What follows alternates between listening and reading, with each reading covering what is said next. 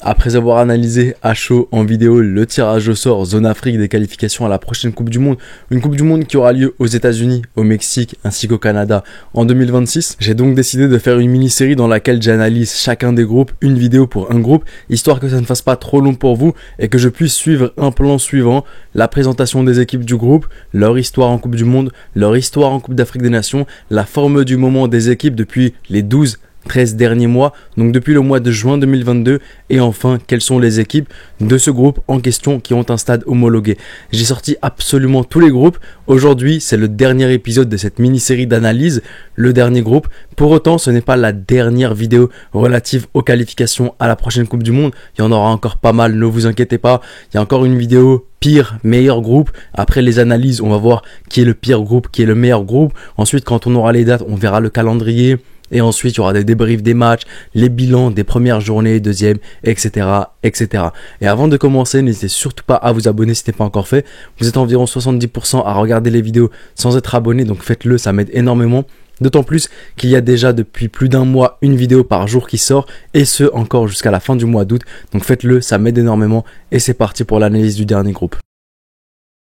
Les 6 équipes qui composent ce groupe I sont les suivantes: le Mali, le Ghana, Madagascar, la Centrafrique, les Comores ainsi que le Tchad. Et de ce que je peux voir immédiatement, c'est qu'il y aura un très gros choc pour déterminer la première place entre le Mali et entre le Ghana. Ensuite, je vois qu'il y a pas mal d'équipes qui étaient et qui sont même d'ailleurs toujours dans le même groupe des qualifications à la prochaine Coupe d'Afrique des Nations qui aura lieu en Côte d'Ivoire. Il y a le Ghana, il y a Madagascar, il y a la Centrafrique qui sont toujours dans le même groupe. D'ailleurs, il y a une journée décisive, la dernière journée entre le Ghana et la Centrafrique pour déterminer de qui se qualifiera à la prochaine Coupe d'Afrique des Nations. Le Ghana doit faire match nul ou victoire pour se qualifier. Si le Ghana perd et que de l'autre côté perd contre la Centrafrique et que de l'autre côté l'Angola gagne son match, le Ghana ne sera pas à la prochaine Coupe d'Afrique des Nations. Donc d'ailleurs dans le cadre des qualifications à la prochaine Coupe d'Afrique des Nations, c'est un groupe à suivre et c'est surtout une dernière journée du groupe dans lequel se trouvent l'Angola, la Madagascar, la Centrafrique et le Ghana. Un groupe qui sera intéressant à suivre.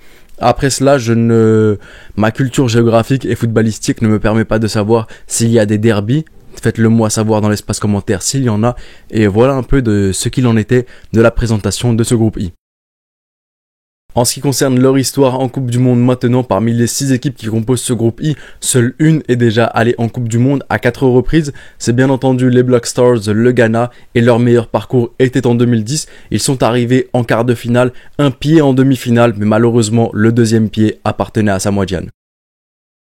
Et qu'en est-il maintenant de leur histoire à l'échelle continentale, leur histoire en Coupe d'Afrique des Nations, en CAN? Parmi les 6 équipes qui composent ce groupe I, 4 sont déjà allées en Coupe d'Afrique des Nations, seuls 2 n'y sont pas allés, le Tchad et la Centrafrique. Et parmi les 4 qui sont déjà allés en Coupe d'Afrique des Nations, seule une a déjà remporté le trophée, c'est bien entendu les Black Stars, le Ghana, à 4 reprises, faisant d'eux la 3e nation africaine la plus titrée en termes de CAN. Et maintenant qu'on a vu la présentation des équipes de ce groupe I, leur histoire en Coupe du Monde, leur histoire en Coupe d'Afrique des Nations, passons maintenant à la partie la plus longue de la vidéo, l'état de forme du moment des équipes, dans laquelle j'analyse, je regarde la dynamique dans laquelle s'inscrivent les équipes depuis le mois de juin 2022, depuis les qualifications à la prochaine Coupe d'Afrique des Nations. C'est vrai que les vérités d'aujourd'hui ne sont pas les vérités de demain. C'est vrai qu'aujourd'hui tu peux être pas bon et demain tu seras bon. Les qualifications pour la prochaine Coupe du Monde durent sur 2 ans et en 2 ans pas mal de choses peuvent changer. Tu peux connaître un nouvel entraîneur. Par exemple, dans ce groupe-là, durant les moments les plus décisifs, peut-être si je suis côté malien et que j'ai une grosse blessure contre le Ghana, ça peut totalement changer la donne. Au contraire, si la blessure est plutôt côté Ghana et que moi j'ai mon équipe type et que j'ai les meilleurs éléments, je peux là inverser la donne. Donc il y a vraiment beaucoup de choses qui rentrent en compte, mais je trouve ça tout de même intéressant de voir dans quelle dynamique s'inscrivent les équipes. Est-ce que c'est des équipes qui ont du mal à l'extérieur? Est-ce qu'à domicile c'est des forteresses imprenables?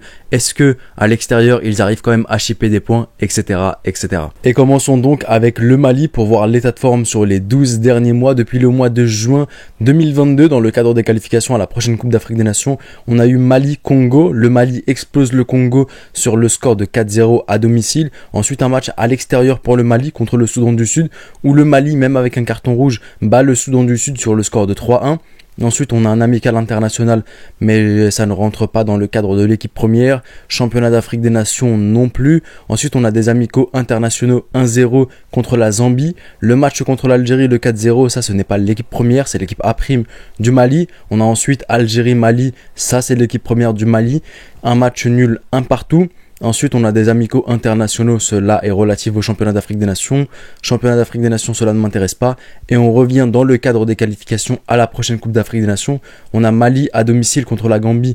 Le Mali gagne sur le score de 2-0. Ensuite, on a de nouveau Mali-Gambie, cette fois à l'extérieur. Et le Mali perd son tout premier match avec l'équipe première, là, sur le score de 1-0 contre la Gambie. Et enfin, on a à l'extérieur Congo vs Mali. Et le Mali l'emporte sur le score de 2-0, toujours dans le cadre des qualifications à la prochaine Coupe d'Afrique des Nations. Et de ce que je constate de l'état de forme du Mali sur les 12 derniers mois, pour moi, le bilan, il est positif. Alors, il y a un petit truc qui fait tâche, forcément, c'est la défaite dans le cadre des qualifications à la prochaine CAN à l'extérieur contre la Gambie 1-0. Mais sinon, contre les gros du continent, je vois un partout contre l'Algérie. Je vois quand même pas mal de belles choses. L'équipe malienne est super forte, honnêtement. Il y a aussi un vivier qui est impressionnant, U17, U20, U23, je me suis plus focalisé sur la CAN U23 et le Mali a des jeunes super puissants. Le Mali est qualifié au JO, ils sont arrivés jusqu'en demi-finale où ils ont gagné contre la Guinée au tir au but. Le Mali a énormément de talent. Maintenant, le truc qu'il faut, c'est la recette gagnante, c'est l'expérience. Et je pense que ça ne vient pas du jour au lendemain.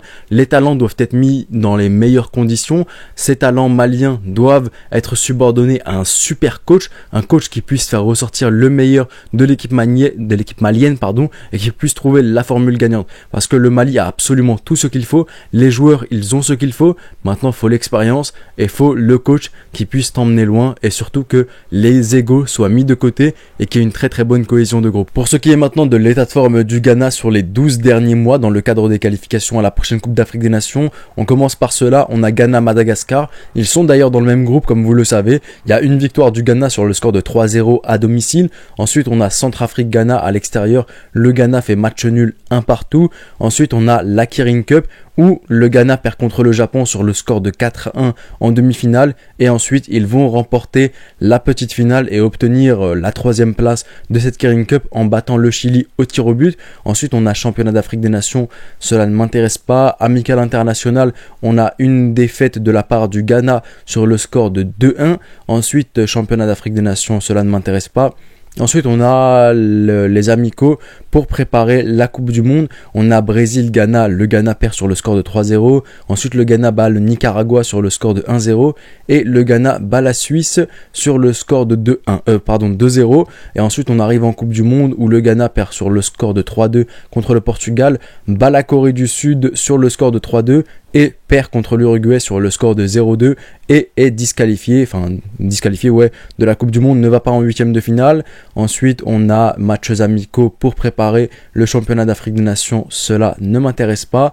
Ensuite, on revient au mois de mars 2023 dans le cadre des qualifications à la prochaine CAN. On a le Ghana 1 à domicile, 1-0 contre l'Angola. À l'extérieur contre l'Angola, c'est 1 partout. Et enfin, contre Madagascar à l'extérieur, c'est 0-0. Et le Ghana aura son match encore de qualification à la prochaine Coupe d'Afrique des Nations à jouer à domicile pour le coup contre la Centrafrique. Et de ce que je peux constater du Ghana, c'est peut-être pas le meilleur des bilans. Quand je compare à celui du Mali, ils n'ont pas un très très bon bilan. Et peut-être même, dans le pire des cas pour le Ghana, ils peuvent ne pas être qualifiés à la prochaine Coupe d'Afrique des Nations. Et pour le coup, c'est vrai qu'on n'a pas le plus beau des Ghana sur les dernières années. Quand je regarde l'équipe première, ou encore quand je regarde la formation des jeunes, U23 par exemple, c'est très souvent éliminé en phase de groupe et ça ne va pas loin du tout. Mais pour autant, c'est peut-être qu'on n'a pas le plus beau des Ghana, mais il y a quand même demi-finale de Coupe d'Afrique des Nations en 2017, pas qualifié au Mondial 2018, quart de finale de Coupe d'Afrique des Nations en 2019, qualifié au Mondial 2022 et éliminé en phase de groupe à la CAN 2021-2022 au Cameroun. Et pour autant, même s'ils sont disqualifiés en phase de groupe à la CAN 2021-2022, ça les empêche pas ensuite d'aller chercher quand même une qualification au Mondial en battant le Nigeria chez eux. Donc je me dis que le Ghana, même si ils sont pas dans la meilleure des formes, ça reste quand même un des cadors du continent africain qui fait partie de ces équipes-là. Pour moi, comme l'Égypte, le Cameroun, la Tunisie, ces équipes-là qui même lorsqu'elles sont nulles peuvent aller loin dans une compétition et peuvent même te causer des problèmes. Donc il faudra quand même si l'état de forme du Ghana n'est pas le meilleur, même si le Ghana ne se qualifie pas à la prochaine CAN, même si on a l'un des Ghana les moins bons qu'on a vu de notre existence, je pense qu'il faut quand même s'en méfier. Enfin bon, passons maintenant à Madagascar, et depuis les qualifications à la prochaine Coupe d'Afrique des Nations en juin dernier, on a, comme on l'a vu préalablement, Ghana-Madagascar à l'extérieur. Madagascar perd sur le score de 3-0. Ensuite, on a Madagascar-Angola à domicile, match nul 1 partout. Ensuite, COSAFA Cup, cela ne m'intéresse pas, même si on pourrait se dire que les joueurs qui ont joué la COSAFA Cup composent l'équipe première. Est-ce qu'il y aurait peut-être des choses à en tirer? Mais même dans ce cas-là, quand j'y réfléchis, même si tu peux tirer des choses de cela, les équipes qui ont joué la COSAFA Cup, même si par exemple on peut retrouver de l'Afrique du Sud, c'était pas l'équipe première de l'Afrique du Sud, donc c'est vraiment à nuancer tous les résultats de COSAFA Cup. Enfin bon, on a ensuite championnat d'Afrique des Nations, pareil, même discours que pour la COSAFA Cup. Amicaux internationaux à l'extérieur, match nul 3-3 contre le Congo. Ensuite, amical international toujours, Madagascar, Bénin, victoire de Madagascar à domicile sur le score de 3-1 contre le Bénin. Alors je dis à domicile parce qu'il y a marqué Madagascar en premier, mais peut-être que c'était des matchs délocalisés et je n'ai pas les informations malheureusement. Ensuite, championnat d'Afrique des Nations, cela ne m'intéresse pas, comme vous le savez. Phase finale non plus de championnat d'Afrique des Nations, ça ne m'intéresse pas. Et on revient dans le cadre des qualifications à la prochaine Coupe d'Afrique des Nations. On a Madagascar à domicile contre la Centrafrique. Cette défaite sur le score de 3-0. Ensuite, à l'extérieur, Centrafrique, Madagascar. Madagascar perd encore une fois contre la Centrafrique sur le score de 2-0. Et ensuite, on a Madagascar à domicile contre le Ghana 0-0. Et donc, quand je vois l'état de forme de l'équipe malgache sur les 12 derniers mois, je me dis que le malgache n'est devenu que l'ombre un peu de lui-même depuis leur épopée à la CAN 2019, ou ensuite en CAN 2021-2022, ils ne sont pas qualifiés. Là, ils sont disqualifiés depuis un petit moment, ils ne pourront pas participer, enfin disqualifiés, ils sont éliminés, ils n'ont malheureusement pas les résultats qu'il faut pour participer à la prochaine CAN. Et même s'il y a le petit truc qui peut alerter, c'est le match nul du Ghana à domicile qui devrait alerter le Ghana, mais aussi qui devrait alerter un peu le Mali, parce que mine de rien, c'est quand même une équipe qui a réussi à faire perdre 2 points au Ghana, parce que le Ghana doit quand même choper les 3 points.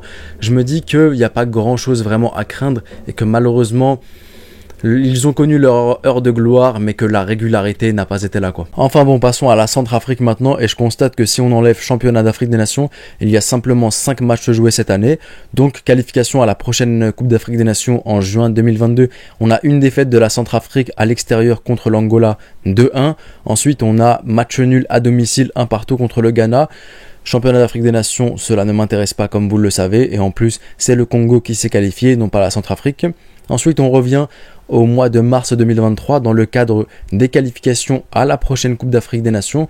On a à l'extérieur contre Madagascar 3-0 pour la Centrafrique, à domicile contre Madagascar 2-0, et ensuite il y avait le match du mois de juin. Si la Centrafrique le remportait, ils étaient qualifiés pour leur première Coupe d'Afrique des Nations, et malheureusement ils ont perdu à domicile contre l'Angola sur le score de 2-1. Donc de ce que je vois de l'état de forme de cette équipe de la Centrafrique, je me dis qu'il y a des belles choses, il y a quand même un match nul contre le Ghana, il y a des choses qui sont plutôt convenables, c'est une équipe qui posera vraiment problème et je me méfierai d'elle plus que de Madagascar et plus que des autres équipes de ce groupe-là.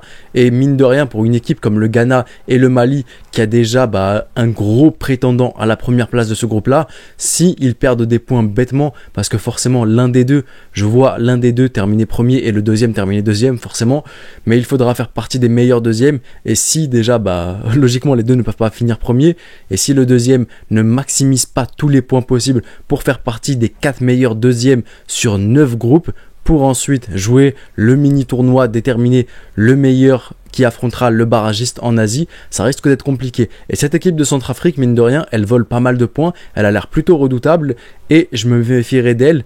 Et qui sait, peut-être même qu'elle pourra causer un problème au Ghana en se qualifiant à la prochaine Coupe d'Afrique des Nations à leur place. Et passons maintenant à l'avant-dernière équipe de ce dernier groupe, les Comores. On a donc au mois de juin dernier, lors des qualifications à la prochaine Coupe d'Afrique des Nations, à domicile, les Comores qui bat le Lesotho sur le score de 2-0. La Zambie ensuite, à domicile, bat les Comores sur le score de 2-1.